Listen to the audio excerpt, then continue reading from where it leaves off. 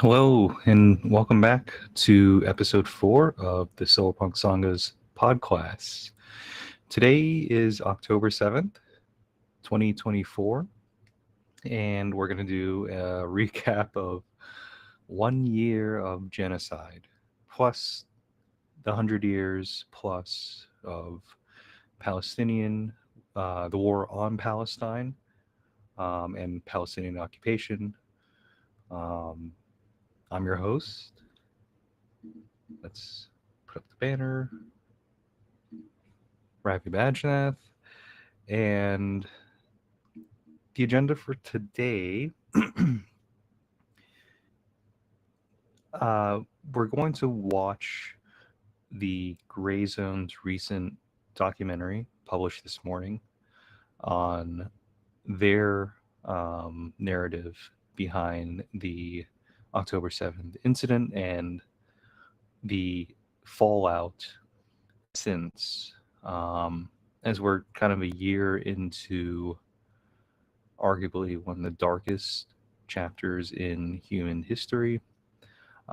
It's important for all of us to know what the truth is, given that the truth was literally the first enemy to be killed on that day. And it was dead for a long time, as far as I'm concerned, given how how Palestine was pretty much subjugated to the shadows. Um, so it's a little bit of my thoughts on that. I do have a giant stack of books next to me with book recommendations that we can probably do after we watch the documentary called Atrocity Inc., produced by the Gray Zone and Propaganda and Co., who I think is an individual, and Max Blumenthal, Aaron Mate, and others at the Gray Zone um, obviously have been subjected to statements of propagandists, or their work has been called into question, the integrity of the work, only for it to be validated later down the line by Israeli officials, public records, basic journalism, as anyone with some background in literacy behind journalistic practices. Um, it's going to be a very intense documentary. I previewed first 15 to 20 minutes of it, and there's going to be a lot of specifics where I can interject that maybe it gets clarified down the line. We'll find out. Um, but what is October 7th? And what does that mean for the lexicon of, I guess you could say, society? There are certain days like 9/11, uh, which seriously impacts the fiber of civilization, I guess you could say, Western civilization. 9/11, of course, is a subject all of itself. People profited from those events.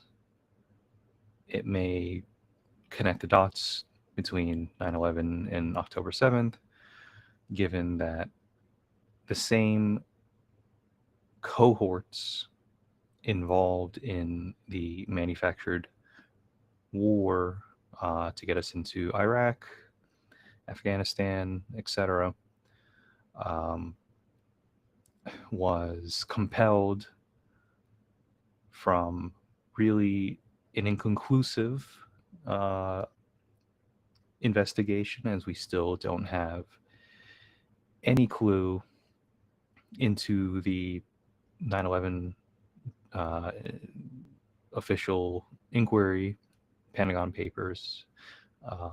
Have to see if those are released or redacted or where the case might be. However, people profited. Many of them are still alive. Many of them are still legislators. Um, and many probably are funding the current ongoing conflicts in the world, whether that's the hundreds of billions and trillions that these collective wars, these WW3 type style wars, have accumulated on the not just an American taxpayer. Like, taxes can be it's an afterthought, because literally someone else is going to have to pay for it, and ideally it would be the people who are the progenitors of mass atrocity. Speaking of which, we will take a look into Atrocity Inc. in just a moment. I do have some notes on what I think. I do have notes, but I just realized it's kind of going to fold itself into the video, so I don't want to duplicate the Gray Zone's work, Propaganda & Co.'s work. We have several observations that we could make and clarifications as we go along. So without further ado, let me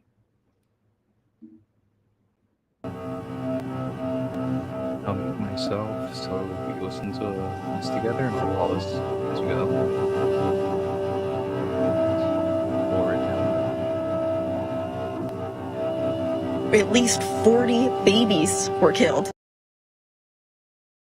Some of them, their heads cut off. He said he's never seen acts of brutality like this. They cut head of children. Mothers and children, and yes, they cut off heads. They cut off heads. Israeli Prime Minister's spokesman just confirmed babies and toddlers were found with their heads decapitated. Stomach-turning reports of babies being killed.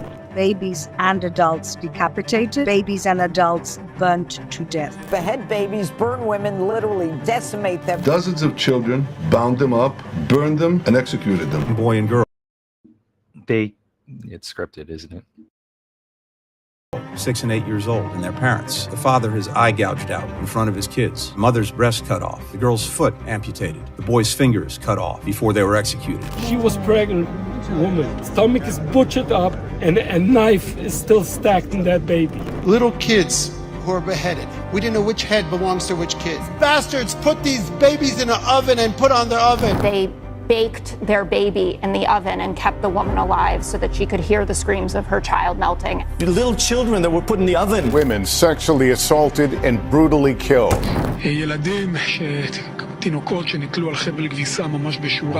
Pregnant women cut open. Guys, the things that happen are so sick. רצח אותם, אנס אותם. הרגליים שלהם היו פתוחות. מישהו הפשיד אותם, מישהו אנס אותם. חותך לתש"ד, הוא זורק את זה על הכביש, הם משחקים עם זה. These depraved savages raped women, murdered children, executed entire families, burning some of them alive. Sheer evil. They are savages. Hamas is ISIS. אנחנו מטילים מצור מוחלט על העיר עזה. אין חשמל, אין מזון, אין מים, אין דלק. הכל סגור. אנחנו נלחמים בחיות אדם ואנחנו נוהגים בהתאם.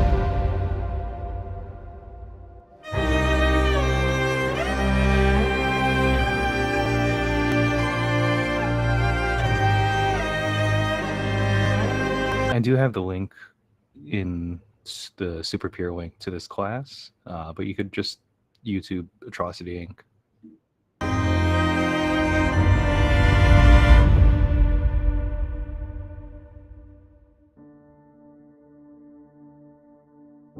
On October 7th, as news of the Hamas military attack on Israel started to emerge, the Israeli PR machine went into overdrive. Its propaganda blitz was predictable, and its objective was clear: shock the Western public into supporting Israel's plan to carry out the wholesale destruction of the besieged Gaza Strip. In its campaign to manufacture consent for mass death, the Israeli government found no greater ally than the unquestioning marionettes that serve as the faces and voices of U.S. mainstream media. The propaganda blitz began roughly 72 hours after October 7th, when claims that Hamas had beheaded 40 babies in Kibbutz Be'eri were first broadcast on the Israeli television channel I-24. Saturday morning. The report was delivered by Nicole Zedek, an American-born correspondent who openly admitted the gruesome details were based on witness testimony supplied by Israeli soldiers who had responded to the scene at Kibbutz Be'eri. One of the commanders here said at least 40 babies were killed. Some of them their heads cut off. He said he's never seen acts of brutality like this. If you're curious, WhatsApp, Telegram, Israeli society is very much connected to that. So script. It's very easy to see with this supercut. Her source was in fact a single soldier named David Zion. Door after door, we killed a lot of the terrorists. We are stronger than them. They are aggressive. They are very bad. They cut head of children, cut head of women. So who exactly is David Zion? As we revealed at the Gray Zone, when he's not in an Israeli army uniform, Zion serves as a political leader of the Shomron Council, a group that represents 35 illegal settlements in the northern West Bank. Just prior to October 7th, Zion incited deadly riots against Palestinian citizens in the town of Huwara, declaring the village of Huwara should be wiped out. This place is a nest of terror, and the punishment should be for everyone. So is this violent fanatic a credible source? Mainstream media outlets didn't even bother to ask. And of course, neither did the Israeli government. Babies, I can tell you that they, some of them, heads were cut off. This is what we're hearing from from soldiers on the ground, of toddlers and children. And yes, they cut off heads. They cut off heads. The bogus story exploded into the mainstream during a primetime CNN broadcast on October 10th. It was there that the network's correspondent, Sarah Seidner, cited the outlandish claim of 40 beheaded babies in Kibbutz Be'eri as a verified, established fact. We have some really disturbing new information out of Israel. The Israeli Prime Minister's spokesman just confirmed babies and toddlers were found with their heads decapitated in Kfar Aza in southern Israel after Hamas attacks in the kibbutz over the weekend. Later that day, President Joe Biden grumbled about babies being killed. Stomach-turning reports of babies being killed. Soon after, the president claimed to have personally seen photographs of the beheaded babies. I never really thought that I would see and have confirmed pictures of terrorists beheading children. And from there, the atrocity narrative went viral. We have tried to live next to them, and the result was beheaded babies. If we cannot condemn evil acts, raping, murdering women, young girls, kidnapping grandmothers, beheading babies. Israeli military and civilian officials have now confirmed to CBS News that children were among the victims beheaded in the Hamas attack on one community. They found babies and adults decapitated and babies and adults burnt to death. There were babies that had been beheaded.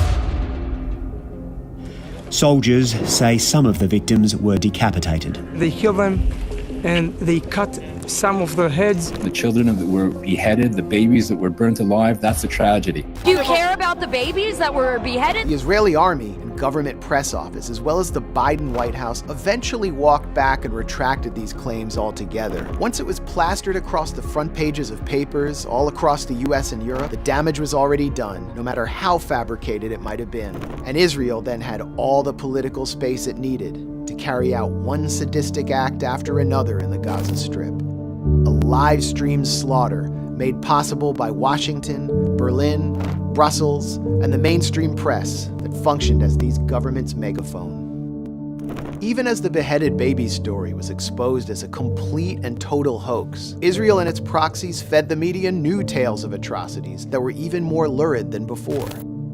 Many of these came from one particular individual, Yossi Landau, a religious fanatic from a self-described rescue organization known as Zaka. Of this 14, 15-year-old head chopped off. We were looking around for the head, couldn't find it. Despite lacking any forensic credentials or paramedic training, Zaka volunteers were typically the first on the scene, and therefore able to make the most outlandish claims.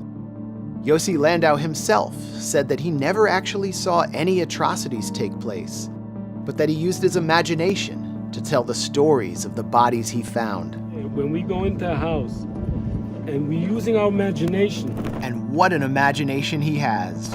I would say about 280 bodies, the 280 casualties. I would say 80% was torture. 2 piles of 10 children each were tied to the back, burned to death. And when we go into a house and we see on one side of the dining room, it was parents, father and mother, hands tied to the back. And the other side of the room, against them, there was 2 children, a girl and a boy. The same position, they were tortured. Main thing, and I wouldn't call them animals, to open up all the food that was prepared for the holiday, and these terrorists sitting and eating while torching the father and the kid, their parents and the kids. They should see each other how they were being tortured. How evil could that be?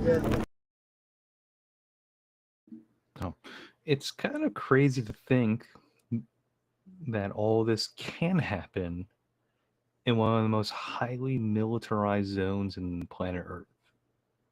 They had time to do all this. Like, it's so, in retrospect, of course, it's sickening. Landau's lies were promptly amplified by Israeli officials. Took dozens of children, bound them up, burned them, and executed them. They beheaded soldiers. Their American counterparts, including Secretary Antony Blinken, were equally obliging. A family of 4, a young boy and girl, 6 and 8 years old, and their parents around the breakfast table. The father, his eye gouged out in front of his kids. The mother's breast cut off. The girl's foot amputated. The boy's fingers cut off before they were executed. And then their executioners sat down and had a meal. There was just one problem for Landau and those who amplified his questionable claims. No bodies found in Kibbutz Be'eri matched the descriptions he made. The story of the beheaded babies was also implausible according to official Israeli government data, which confirmed that only one baby, 11-month-old Mila Cohen, was killed on October 7, just one, and she was tragically shot by accident through a door, not decapitated. Landau also claimed to possess photos of a fetus that Hamas had cut from a pregnant woman's body. When you go in, you see a lady face down. We turn her around. She was pregnant woman.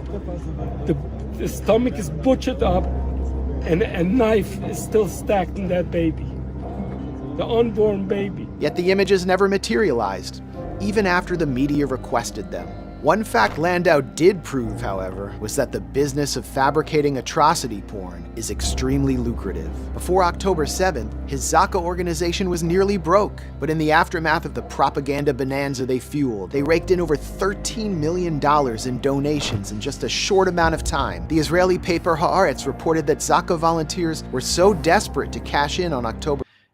The claim that they were almost broke, he recently clarified that you could go and search this organization's financial records that are public and put 2 and 2 together. That they actually rearranged corpses discovered in the kibbutzim, literally playing with dead bodies in order to exaggerate the sense of horror before sending the images to potential donors. One of Zaka's competitor organizations, United Hatzalah, was eager to cash in as well.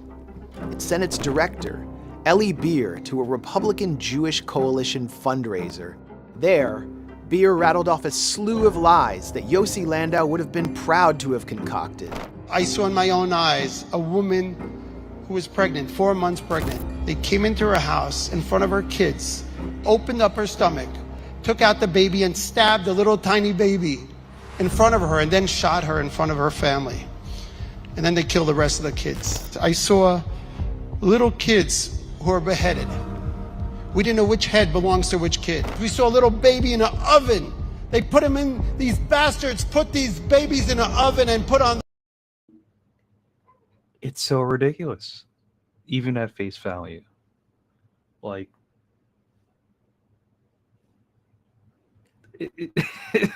they had time to do all this. Where was the army's response? You're gonna find out. On the oven. We found the kid a few hours later. The story of a baby baked in an oven, clearly contrived to evoke the horrors of the Holocaust, was immediately catapulted into the mainstream pro-Israel press. They baked their baby in the oven and kept the woman alive so that she could hear the screams of her child melting. The little children that were put in the oven. Attacks that saw a baby put in an oven and baked alive. And even though this lie was also quickly debunked, it contributed to the narrative that Israel was confronting quote-unquote human animals, as its defense minister Yoav Gallant put it. And it therefore had the right to do anything, absolutely anything, to prevent another October 7th. אנחנו מטילים מצור מוחלט על העיר עזה. אין חשמל, אין מזון, אין מים, אין דלק. הכל סגור. Look, there's no denying that atrocities took place when Hamas attacked Israel on October 7th. But Israel wasn't content to capitalize on the atrocities that had been clearly documented on camera. They just weren't sufficient to give Tel Aviv the political latitude it needed to mount a full-scale ethnic cleansing campaign. Netanyahu himself outlined the cynical logic directly when he addressed Zaka volunteers and told them that their mission was to grant him the maneuvering room he needed to totally destroy Gaza. So the image of Hamas as a band of psychotic, ISIS-like, irrational Muslim fanatics, rather than a resistance group representing a popular constituency, rebelling against being eternally confined to a de facto internment camp, had to be reinforced over and over again. They are savages.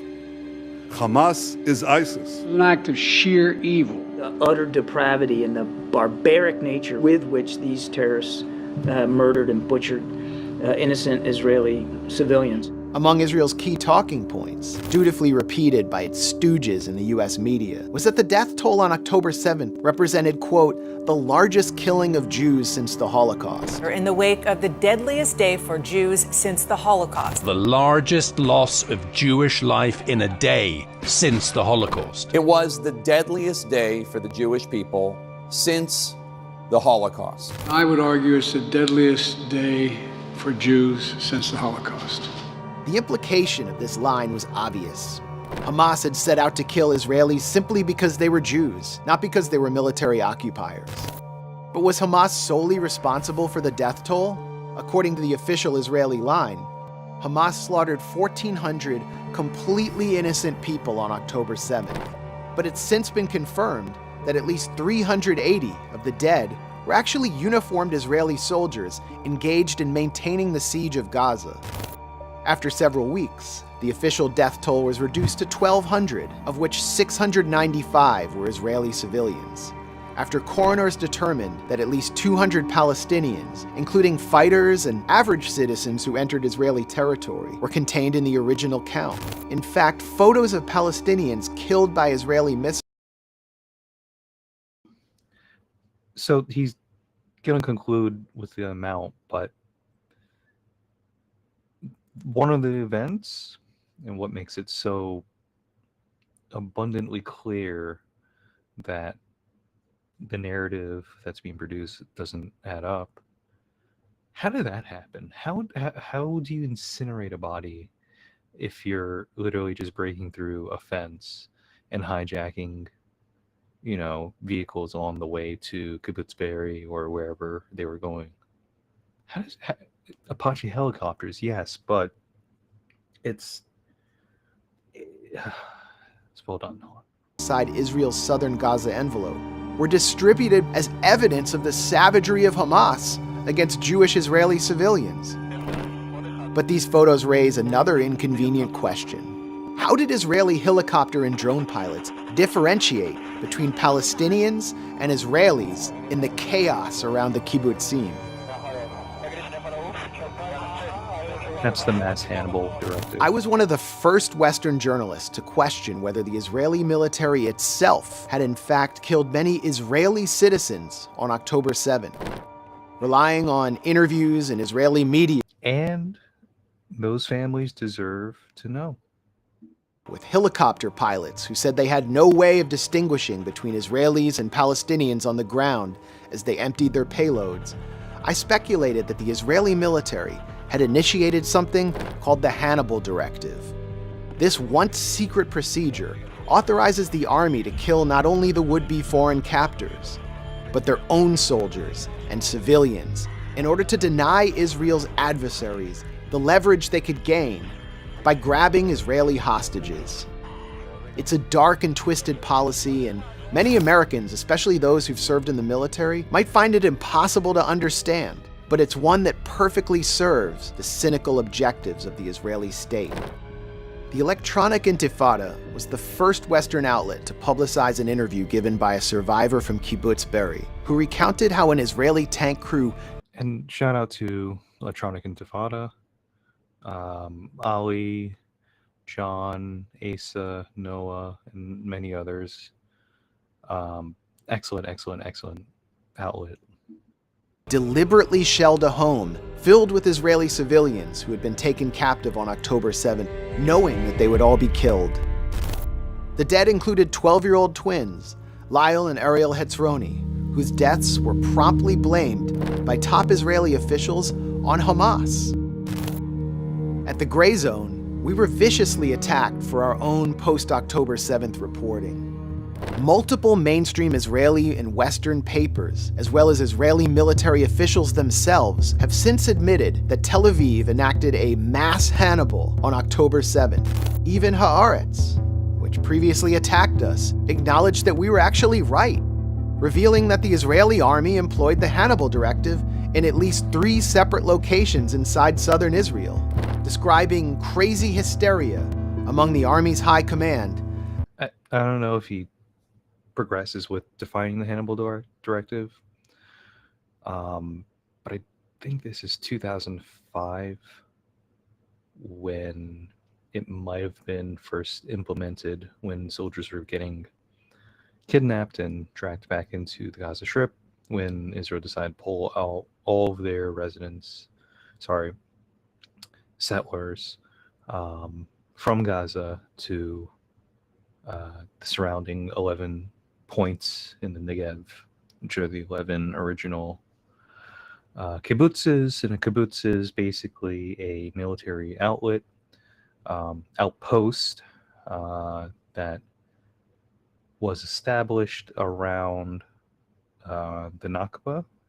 Prior to that, or actually it was after the Nakba was implemented, but the Hannibal Directive, to focus on that, and we'll come back to the 11 stars in a while, but yeah, no, the Hannibal Directive is, we don't want to negotiate with Hamas or the Palestinians because it legitimizes their position on the world stage, ergo we get rid of the bargaining chips, aka they'll kill their own. Paper published an official army order which read, "Not a single vehicle can return to Gaza." So, how many Israelis did the Israeli military kill on October 7th? Was it dozens? Hundreds? Did they kill the majority of civilians registered in the official death toll? We may never know. Not only because the US State Department constantly affirms Israel's right to investigate itself, but because Western media has shown so little interest in investigating or even reporting on the Hannibal Directive, as it just doesn't fit the preferred narrative of Hamas savagery. And pregnant women cut open. Guys, the things that happen are so sick. This is not a Netflix show, and it's not a cable news show. None of that. No, this is real life. By this time, Israeli pundits were also openly admitting their government exaggerated the horror of October 7th to win international support for their blitzkrieg on... And if for some reason you see this and you still don't believe it, ask them for evidence. There is none. Gaza. נאמרים דברים כאלה שלא קרו. אני מניח שבשביל להגדיל את גודל האיבה לחמאס, כאילו צריך לצייד, כאילו לא קרה מספיק כמו שאמרת. אבל מה, אנשים ממציאים, אנשים רציניים ממציאים את האירועים האלה? התשובה היא שאולי הם שמעו כשמועה, ואולי הם זה, אבל, וזה הדבר הכי חשוב שצריך להגיד בהקשר הזה, הזירה היא לא רק צבאית ולא רק מדינית, היא בעיקר תקשורתית, ואני לא בטוח שהיא לא החשובה ביותר. גם לראש הממשלה שלנו, אגב. So as US mainstream media took its cues from the Israeli propaganda apparatus, repeating obviously dubious narratives and quietly sweeping the lies they were told under the rug when they were eventually exposed, they also refused to report on one of the most shocking aspects of the war. The stated intention by Israeli officials and average Israeli citizens to commit genocide in Gaza.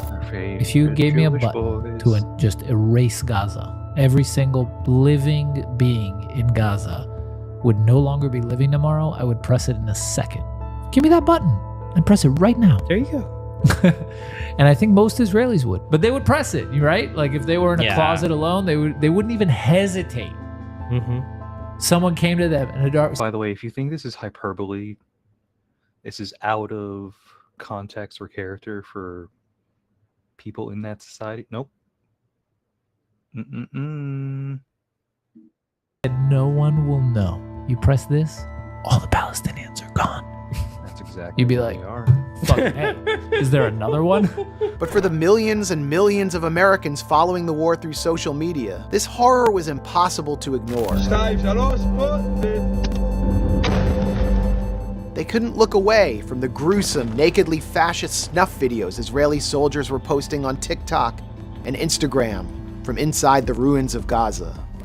There is a tracker called Accountability Archive. I'll find the website and I'll put it in the show notes. Or the viral videos average Israelis posted showing themselves mocking the suffering of Gaza residents with no electricity, water, or medicine while trying to survive under siege.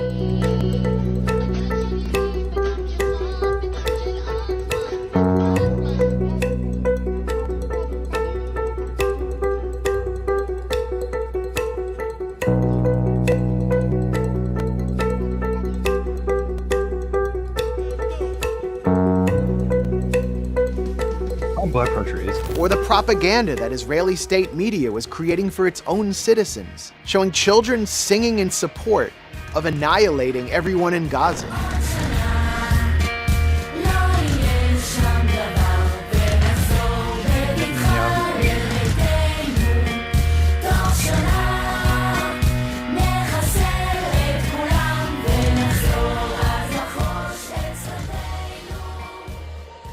After decades and decades of grinding military occupation, Israel has become a comprehensively sick society, with masses of citizens primed for the destruction of Palestine.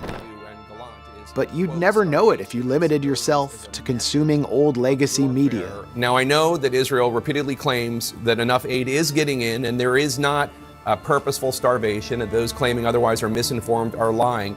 The US public's initial support for an Israeli military response to the October 7th attacks began to dwindle after several months, with polls showing that a strong majority of Democratic Party voters favored an immediate ceasefire. In the face of this PR crisis, Israel groped for a new propaganda construct that would help stop the political bleeding while keeping the bleeding in Gaza going. To determine which angle to pursue, Israel turned to Frank Luntz, a celebrity pollster who in the past had helped the Republican Party shape its tax-slashing, corporate-friendly agenda. He also designed the famous Global Language Dictionary, which advises pro-Israel activists on which focus group-tested words and phrases to use to maintain American support for Israel in its war on Palestinians. So, it's a very difficult thing to process the significance of this without thoroughly understanding the distribution of how the ideology spreads, right? I don't think this is an episode to really engage into Judaism as we know it today. And as you can probably assume, there are pro-Zionists and anti-Zionists, right? So how the Zionist ideology spreads in a modern context, follow the money, right? I mean, literally, it's like, besides AIPAC, it's a very well coordinated and systematized approach. As you can see, focus groups on the proper linguistic practices and processes, and that gets handed out in your the shul. It's disseminated, like propaganda material is disseminated to this school. There's shul, SHUUL, and school.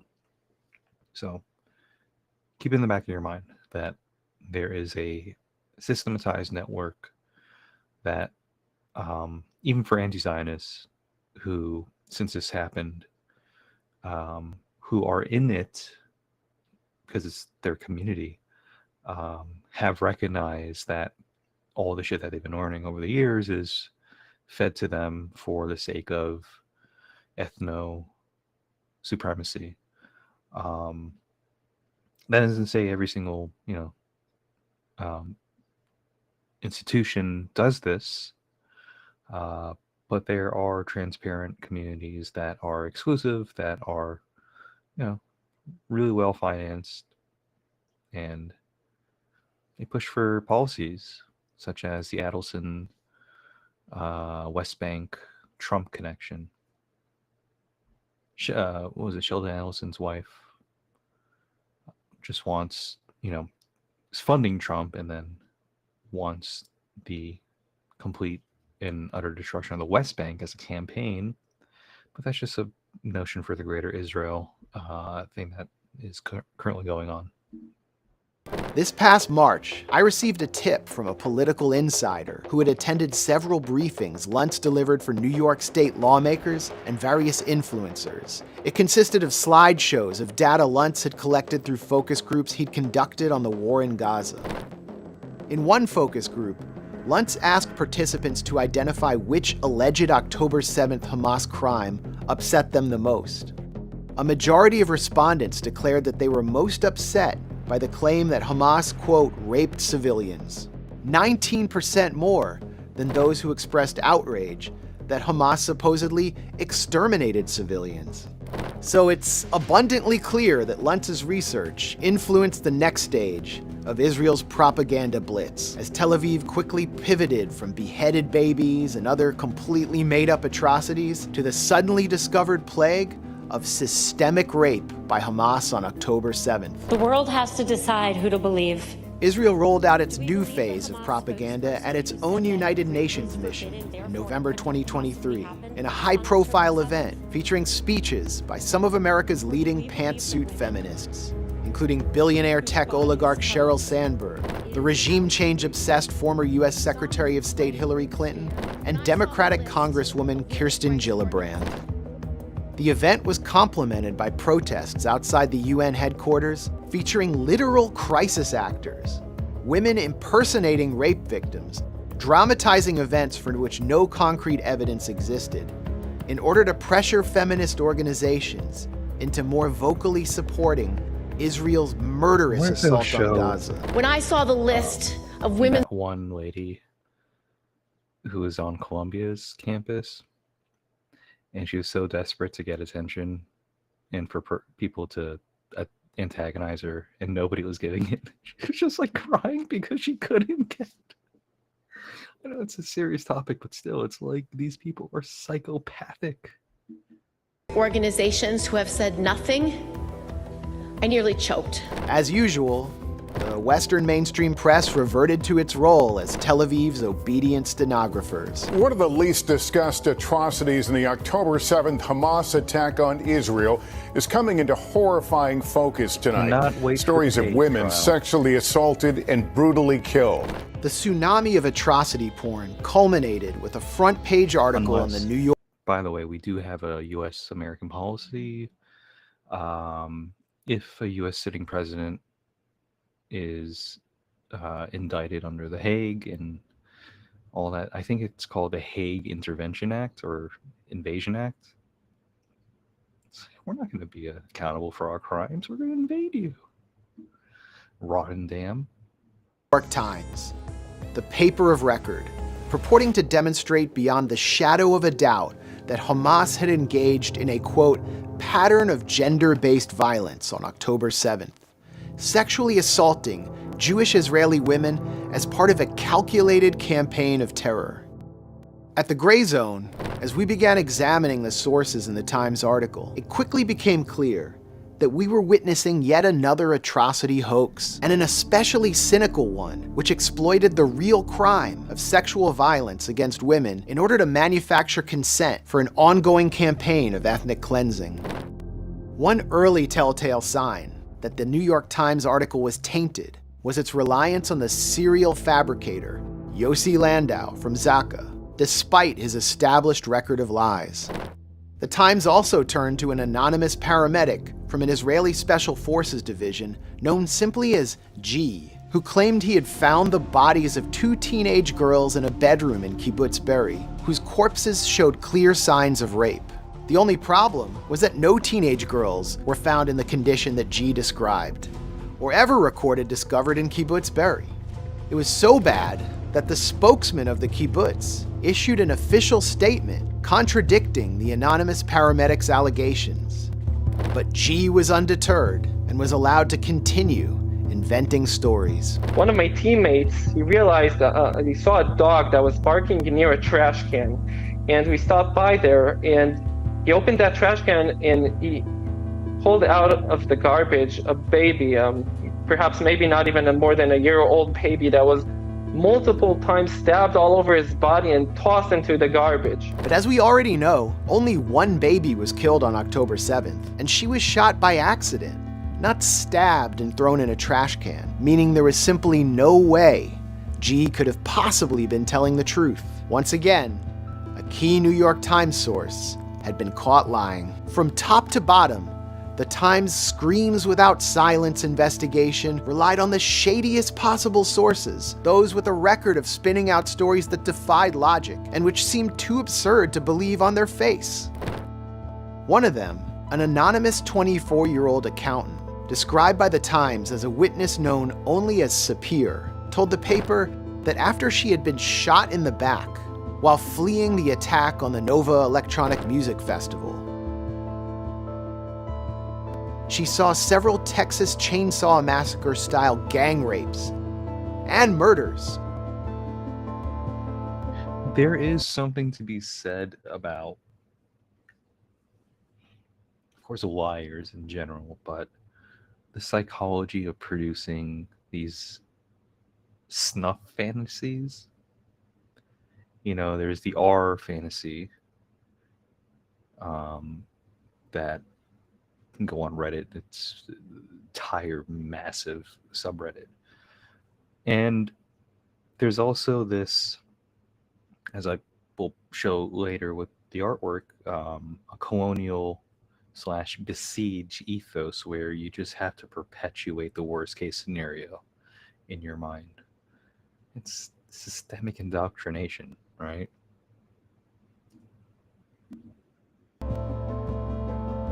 Including one in which, quote, she saw 3 other women being raped and terrorists carrying the severed heads of 3 more women. If we're to believe Sapir's testimony, then we must also believe that while on the most consequential mission of their lives, trained and highly motivated Hamas fighters decided to take a break in order to sexually assault and mutilate women just for fun, and rather than take these 3 women hostage that Sapir described, which would have granted them enormous political collateral, they beheaded them just for the hell of it. And this was all physically possible while under fire from Israeli police and special forces. This is what we're actually expected to believe. Yeah, so that specific point, I said it before, when you launch, I'm not a military expert, by the way, so I'm actually gonna put the cap on for this. When they say no cap, I'm putting cap. Um, yes, yes. I'll start wearing it more. But the point, really, with any objective is to be as economically efficient as possible. There is a quota of how many hostages they can take. Obviously, nobody was anticipating a year-long campaign, but Hamas achieved their military objectives swiftly, and the time in response, I think Max will get to it in a moment, of the IOF was like it would never happen if like a National Guard or even a local police situation. He's describing the fire that they were under, which was police officers and maybe the local barracks, but they pretty much cleared out 2 kibbutzes and were getting hostile fire. But the tanks, the helicopters, a lot of that was happening, simultaneously. So to his point, how the hell would you have time to do any of this when it's not politically advantageous to go on a mass murder spree? When the Israeli paper Haaretz asked their country's police for forensic evidence to back up Sapir's outrageous decapitation claims, they said they'd come up empty-handed.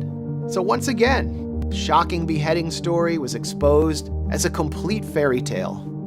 Perhaps most tellingly, the casualty intended as Exhibit A of Hamas savagery in the New York Times Screams Before Silence article was a woman called Gal Abdush, branded by the paper as a symbol of the horrors visited upon Israeli women and girls during the October 7th attacks.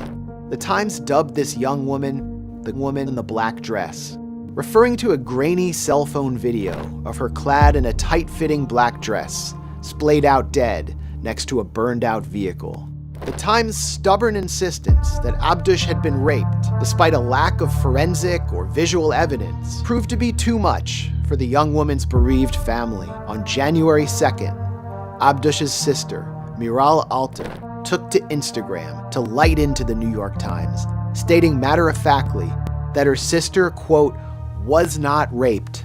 There was no proof that there was rape.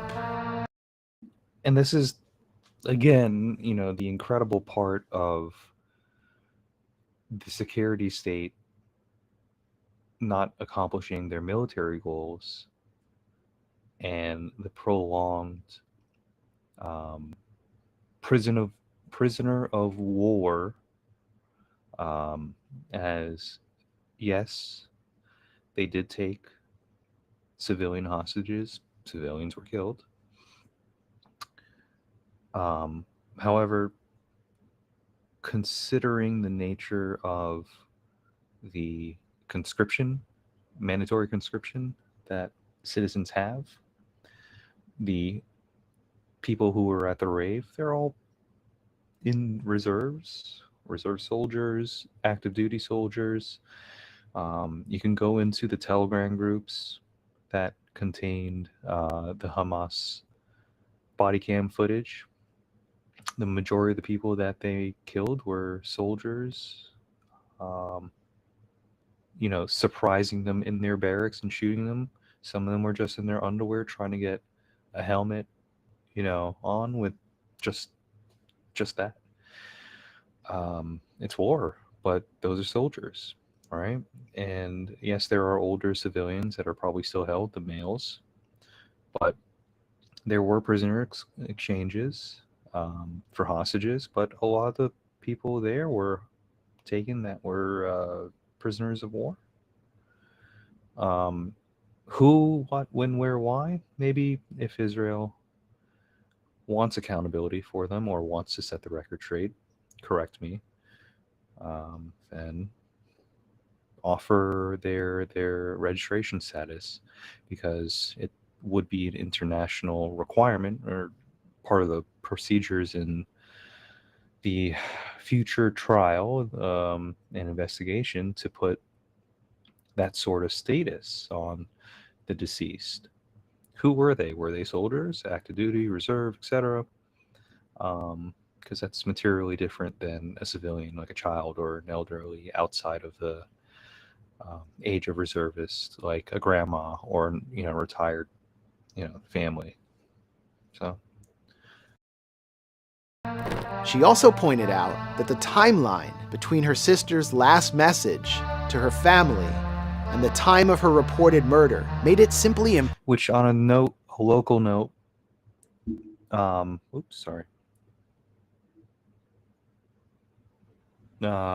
Hollywood's mayor, Josh Levy, I think like within a couple days after, did a press conference saying that his family was killed, or family members were killed in Kibbutz Be'eri or the surrounding envelope. How? I don't know.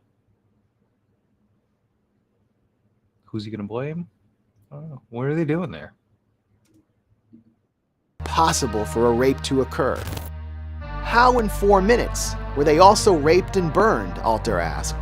The New York Times article had unraveled on every level the whole narrative of systemic sexual assault by Hamas, which Israel had introduced to the Western public to justify escalating its brutal assault on Gaza, and which the mainstream press dutifully disseminated, stood exposed as a farce. At around this same time, Hillary Clinton's friend and financial backer, the pro-Israel tech oligarch Sheryl Sandberg, was preparing to release a major documentary aimed at sustaining the propaganda. כל עץ ועץ פה ראיתי בחורות קשורות, עם הידיים כפות. מישהו רצח אותם, אנס אותם, תעלל בהם, פה בעצים האלה. החדירו לעברים הפנימיים שלהם כל מיני דברים, כמו קרשים, כמו ברזלים. The script is on the floor. Building on the New York Times debunked article, she called it Screams Before Silence. Unlike the Times, however, Sandberg also relied on videos of Palestinian prisoners filmed by Israeli interrogators in which the prisoners appeared to confess to brutally sexually assaulting Jewish Israeli women on October 7. Torture.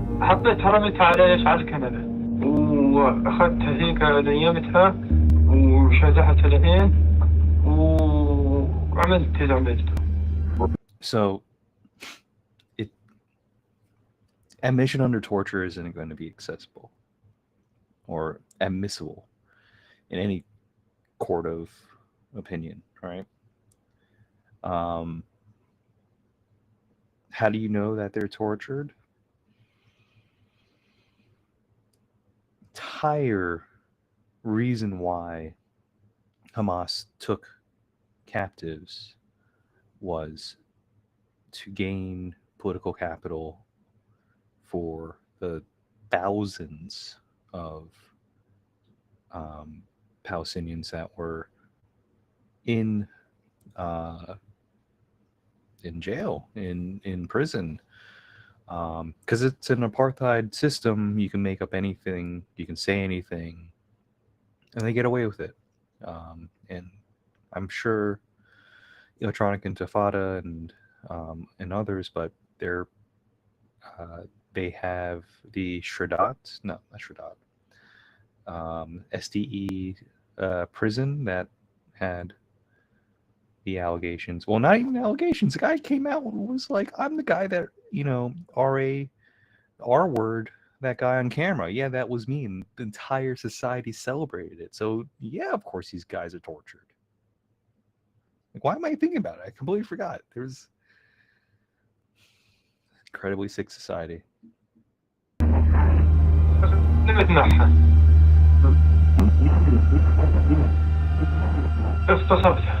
As we demonstrated at the Gray Zone, the most outrageous confessions by Palestinian prisoners did not match up with any atrocities documented on October 7th. Worse, There is simply no way that these testimonies had not been coerced through threats and hideous acts of torture, a clear violation of the Geneva Convention's Article 17 governing the treatment of prisoners of war. قام هؤلاء مجموعة الكيتر واليماز بالدخول علينا ملثمين بضربنا لمدة 50 دقيقة وهم يضربون بنا وهم يضحكون. قاموا بإدخال الكلاب البوليسية علينا بعد أن قاموا بتثبيت أيدينا إلى الخلف وتعصيب أعيننا. So in providing a platform, just a small comment. It's really interesting that the word police is not translated in Arabic. It's a loan word. Polisa. It's like, yeah, it's a very Western thing, isn't it? Platform for violently coerced false confessions to advance the dubious narrative of her propaganda film, Sheryl Sandberg had violated one of the most important tenets of journalistic ethics, and therefore become a party to Israel's crimes. And in an especially dark twist of irony, the hoax advanced by Sandberg, the New York Times, and so many other Western publications would soon be revealed as de facto policy by Israeli soldiers against defenseless male Palestinian prisoners held in Israel's archipelago of torture dungeons. In a shocking report relying on testimony from 55 former Palestinian prisoners, the Israeli human rights organization B'Tselem demonstrated that the Israeli prison system after October 7th had been transformed into what the group called a network of camps dedicated to the abuse of inmates as a matter of policy. According to B'Tselem, these facilities, in which every inmate is deliberately subjected to harsh, relentless pain and suffering, operate as de facto torture camps. At the heart of Israel's network of torture centers is Sde Teman, a facility in the Negev desert, which was built after October 7th to imprison the thousands of men captured by the Israeli military in Gaza. Human rights groups across the world have demonstrated that many of those languishing in the facility are innocent civilians, including physicians kidnapped from hospitals in Gaza and subjected to sadistic acts of violence and torture.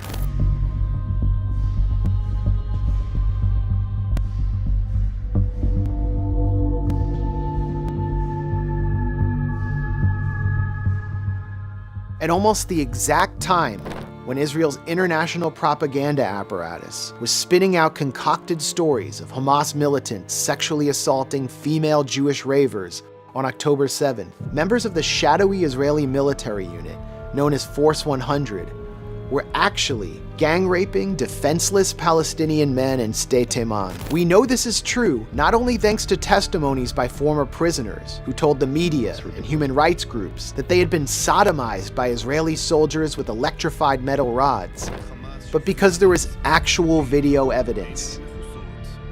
The soldiers responsible for these hideous crimes were clearly filmed sexually assaulting the prisoners.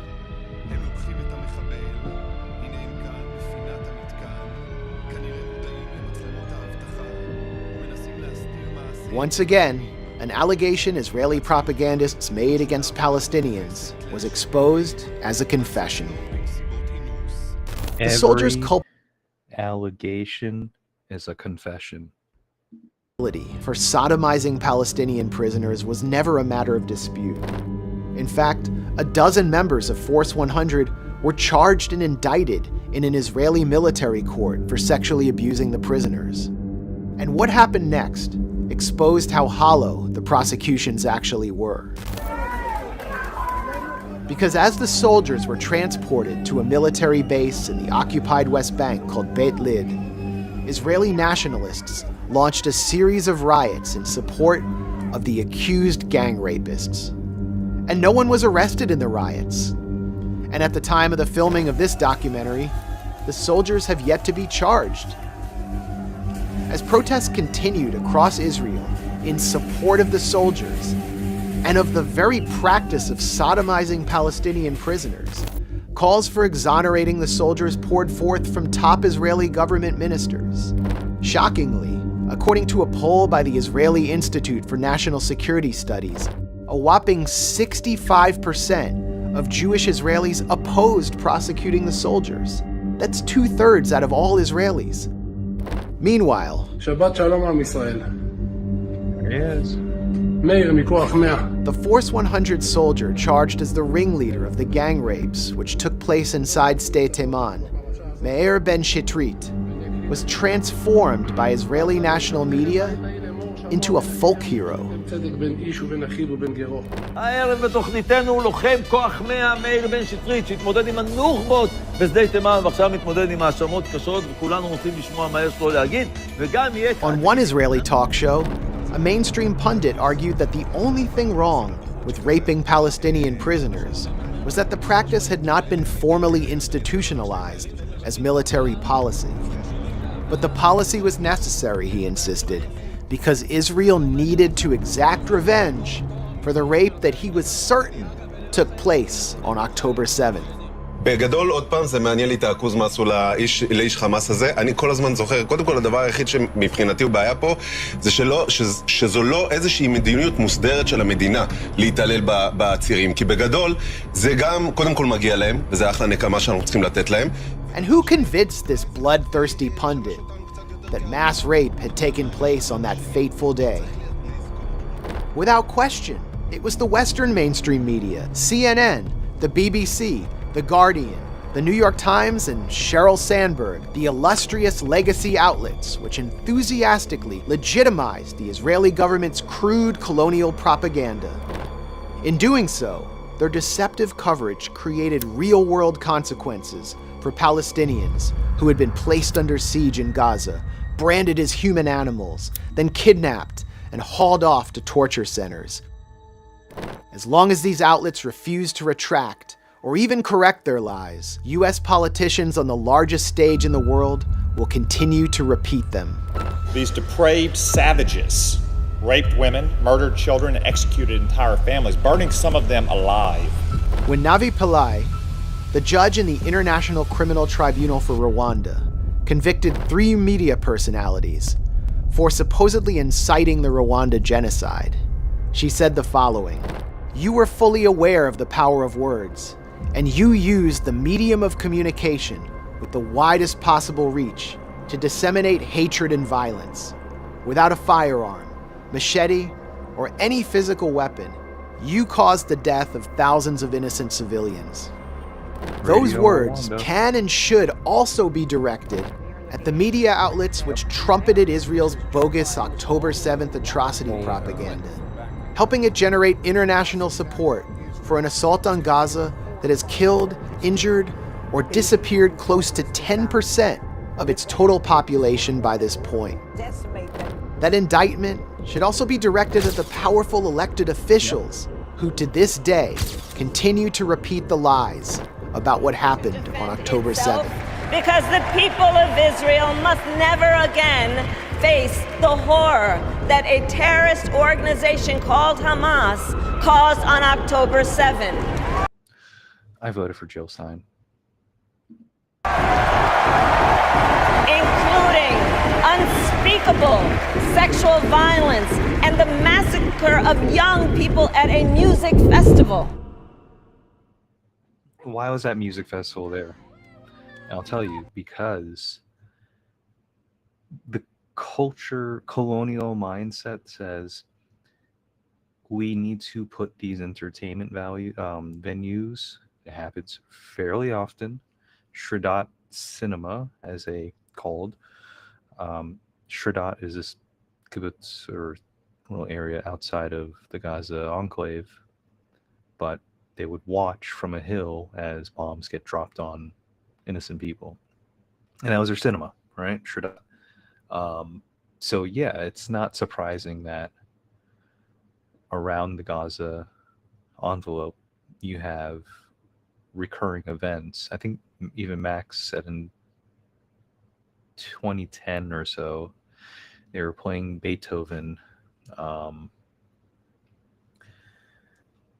in regards of like maybe they'll humanize them. Like he does have an anecdote on that, but I have to throw that in there. It's the rave that happened. It's a very common occurrence. Just shove it in their face that they're, not the whatever master race mentality that they have.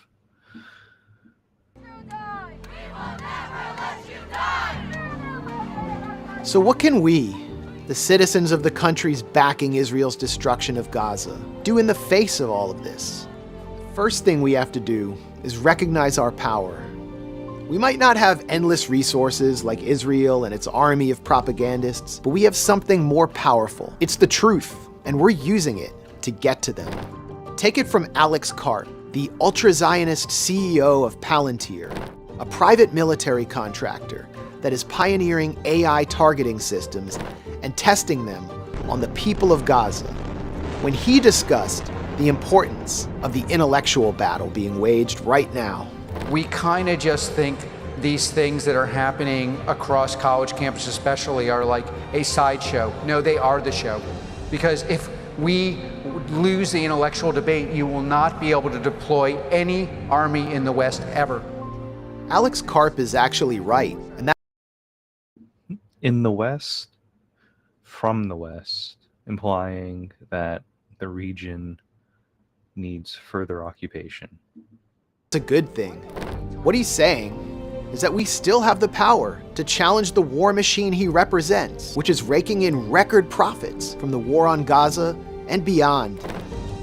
So we have to continue our efforts, to never let them rest, to bring our protests, voices, and independent media to every place we can.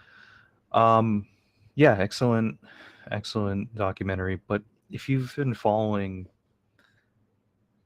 any outlet, independent outlet, whether it is the Gray Zone, Electronic Intifada, I won't throw the Intercept out there because they've pretty much emulated the Gray Zone's work. Who else? There's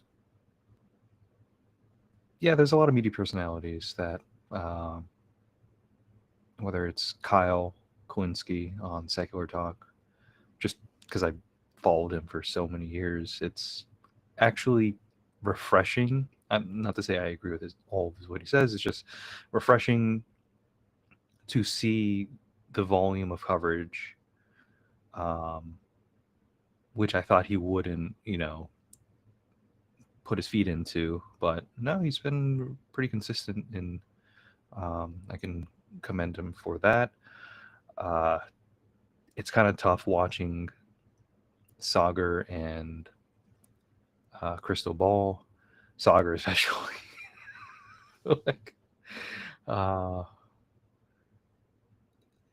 Their coverage has been pretty much like, okay, yeah, it's a bad situation, but to get any pushback on the Department of State and all that, which is his expertise,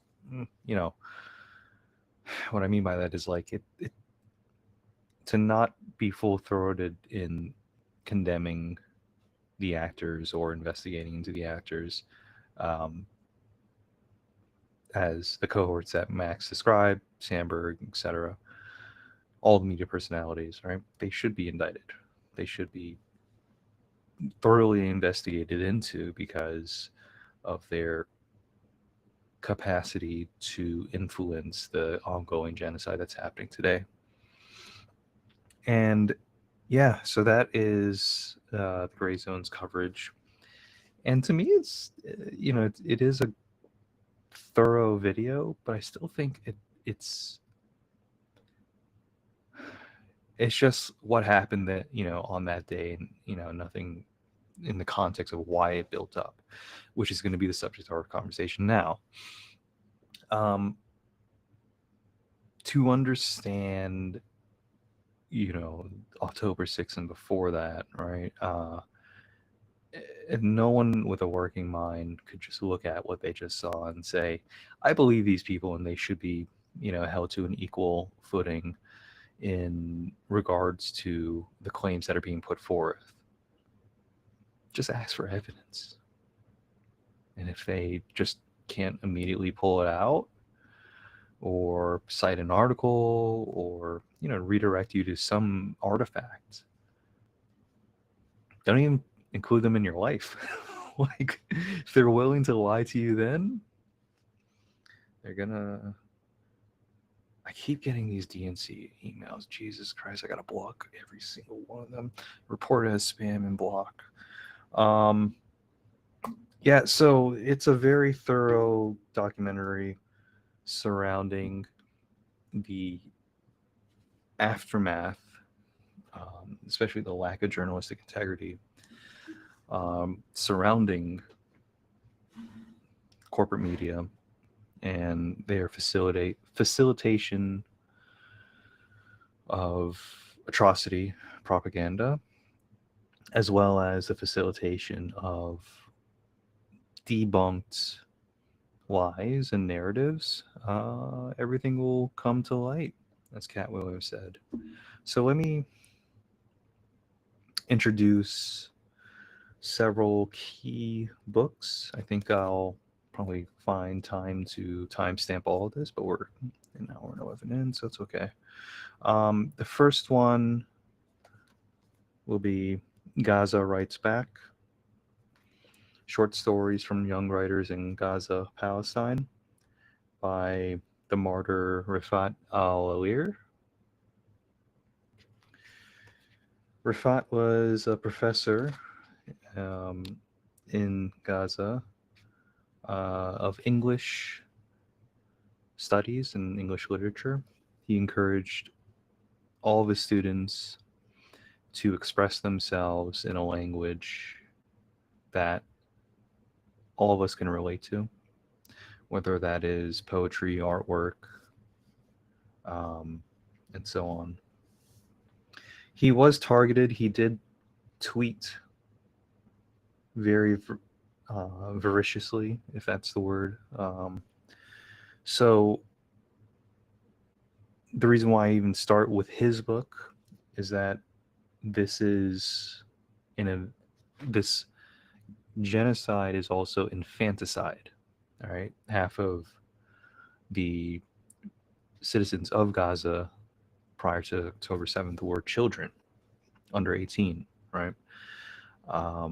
Which is a narrative that is very rarely heard and often shoved in the face, is that Hamas and Gaza they did not have an election since 2006 or something along those lines.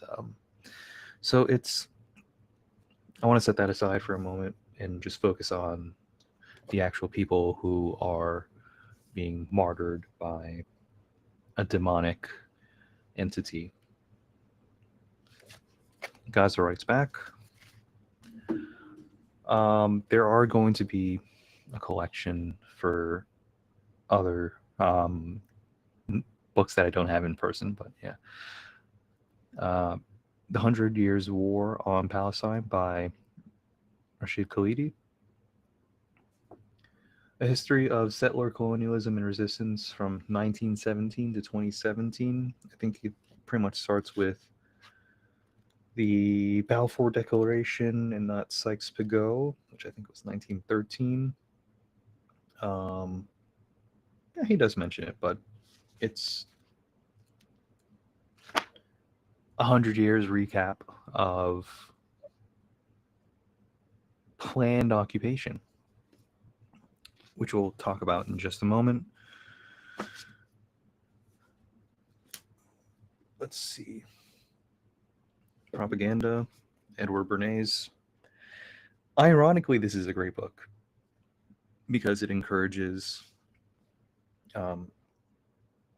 back when this was written, I think 1930s or so, was a time that presidential campaigns, radio was prominent in establishing foreign policy or policy. That was calling me from Phoenix.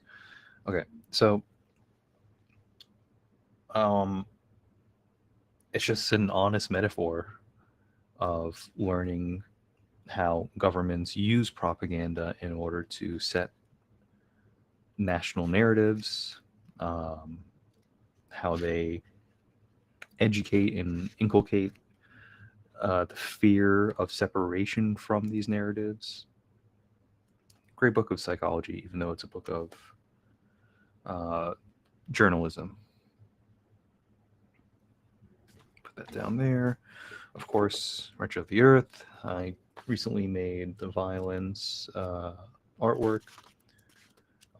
Definitely a book worth reading in regards to the Algerian War of Independence, where Fanon was a major contributor to the liberation of the Algerians from French colonization. I held this up before. I got a voicemail. Manufacturing Consent, good old Chomsky and Herman. If that phrase isn't built into your immediate threshold of analysis, manufacturing consent, it should be. He highlights the East Timor genocide in the 70s. I think also around the same time, Chomsky was denying. I have to come back to this. I don't want to sully that impression of him, but the comparative analysis in his work against what we could also call a genocide is there's a mismatch there, right? However, this is one of the most influential book on mass media. I would recommend a reading of it, but I also would suggest watching the movie.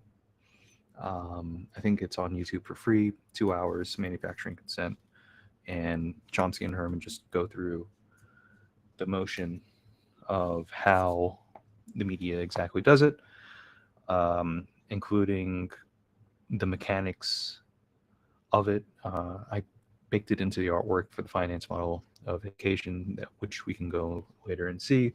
But How Europe Underdeveloped Africa, another great read. Why Walter Rodney and how it relates to the Israeli situation. The history of post-colonial Africa, and of course this book was written, I think, in 1980 or 77. He was assassinated in 80, but he wrote this book, I think, in mid to late 70s, as in continuation of his thesis, PhD thesis, related to Tanzania and the colonial liberation movement there. And also, there's a connection with him and the Mossad and how he was assassinated via the car bomb. I got to get back to you on that, but it is a critical read, if I do say so. Here we go. I was looking for this. Mark Lamont Hill, he has a night class as well. Except for Palestine, the limits of progressive politics. If you want first-person narratives for his experience, of course, as a journalist, but also, just observing the apartheid, Jim Crow-like situation in the West Bank, the series of checkpoints that would normally take 20 minutes of a drive would take 4 to 8 hours because of these checkpoints, separate roads, completely apartheid. Where else? What are we doing here? King Leopold's Goals, Cobalt Red. Probably not for those, but so those are physical books that I have. I would also recommend Palestine in Children's books. I think it's called Nurit Peled. Nurit. I'm going to pull it up for you. Peled. Palestine and Israeli books. And let me share my screen so you could stop playing. Share screen. Yeah, there. Palestine and Israeli school books, ideology and propaganda in education. Ethnic cleanse. Yeah, these books are also great. Ethnic cleansing is great. This book is also fantastic. So let's break down one at a time. Palestine in Israeli school books. Compulsory military service. So yeah, it's a system of indoctrination and how they do it, including the erasure of history, geography, and civic studies. And I remember, when I was put that story out there that a bunch of Zionists saw and tried to make an example of me on LinkedIn. Someone messaged me like, you don't understand political theory or civics or something like that, and learning. But it's a twisted perspective because they're just the oppressor. Like, I don't want to be, ontologically, of course, I don't want to be that, but epistemically, there's no reason for me to believe that this little tiny colony that's subject to all this scrutiny has the correct political literacy for, a world worth living. There's just a sense of delusion that is injected through all the communication media that they have. You saw it. They put, our words on the 6 o'clock news. They celebrate him, he's a folk hero. And then you have, they obtain from their schools books about the ongoing, Lebanon. Alone in Lebanon. There's a book that describes how a settler kid is asking his dad, he looked at a map and it's like, what is there? Let's see if we can find it. Alone in Lebanon. No children's book here, but they distribute it. It's in Hebrew probably. And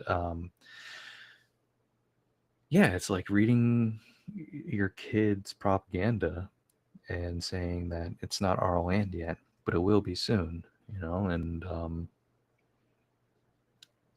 how do you undo that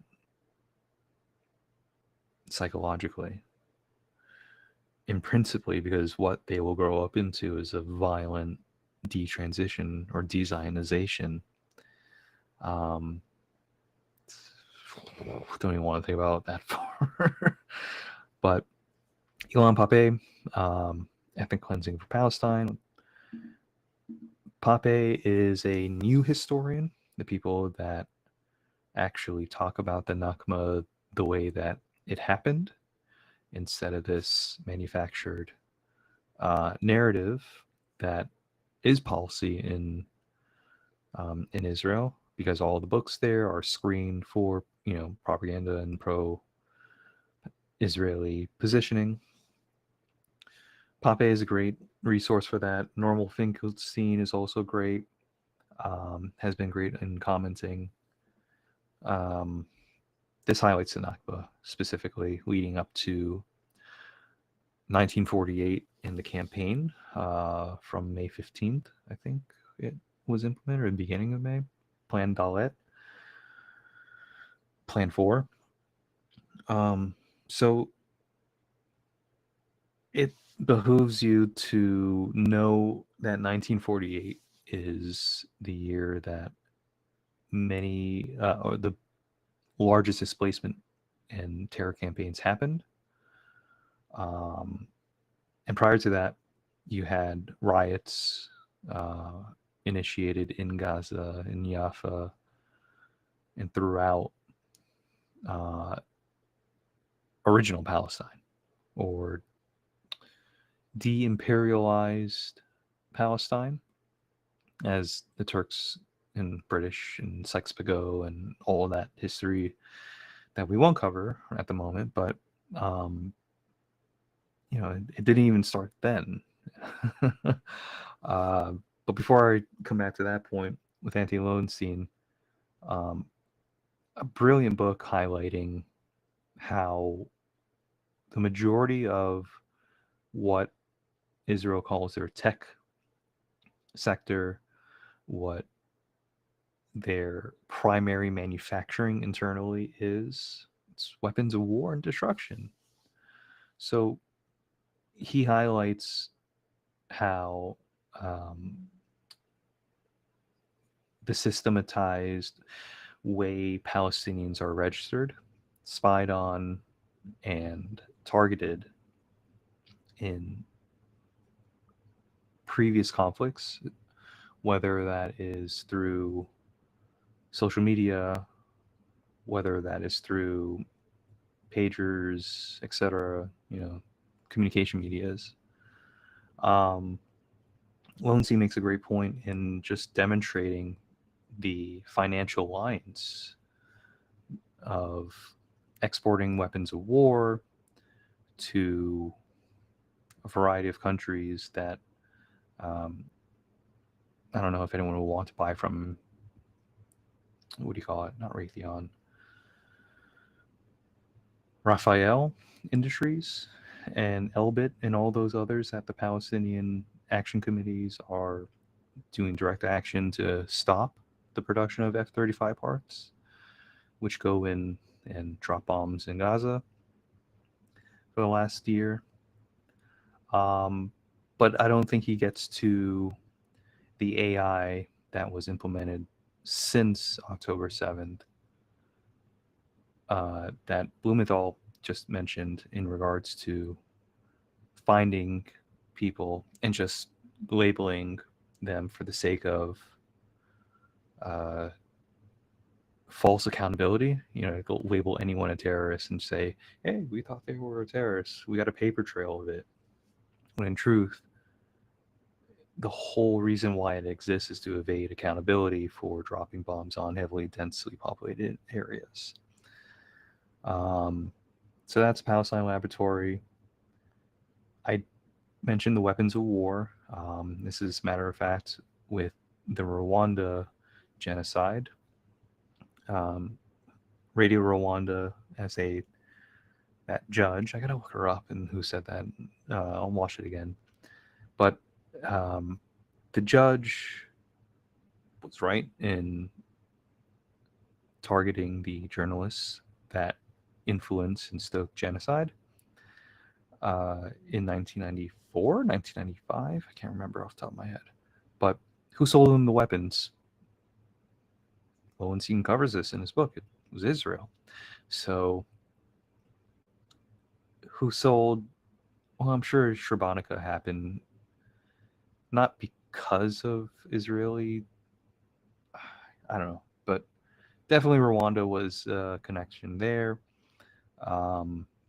So they've been doing this as a way of testing out weapons of war on the Gaza Strip. And what was the Gaza Strip prior to 1948? Integrated communities. But what was it after? Refugee camps. Right? And up until 2005, 2006 is when they started to build the fence and then closing the Gaza Strip completely, multi-billion dollars that we sent. That's our money building, this open air prison to later, try to execute them like fish in a barrel. And, that's not me saying that. That's fighter pilots that I've spoken to in the past that are eager to defame people for speaking truth. What else do we have? Kibbutz soldiers, APAC tracker. Yeah, there's a lot. But since the year began, or this whole conflict began, the world has seen Israel for what it is, America for what it is, Germany for what it is, UK for what it is, Italy for what it is, Cypriots for what they are. And even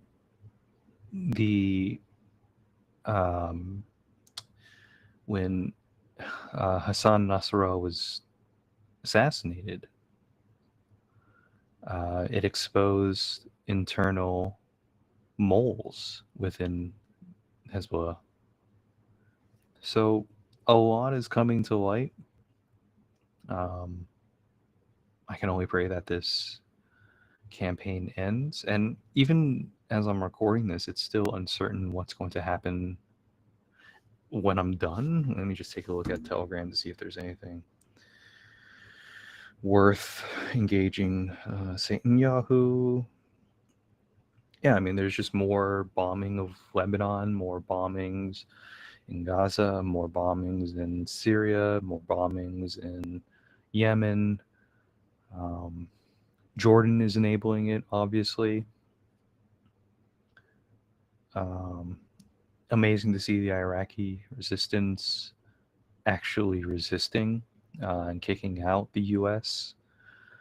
So, yeah, we're collapsing very, very quickly here in the U.S. because I have to see the figure again, but I think this war so far has been a $27 trillion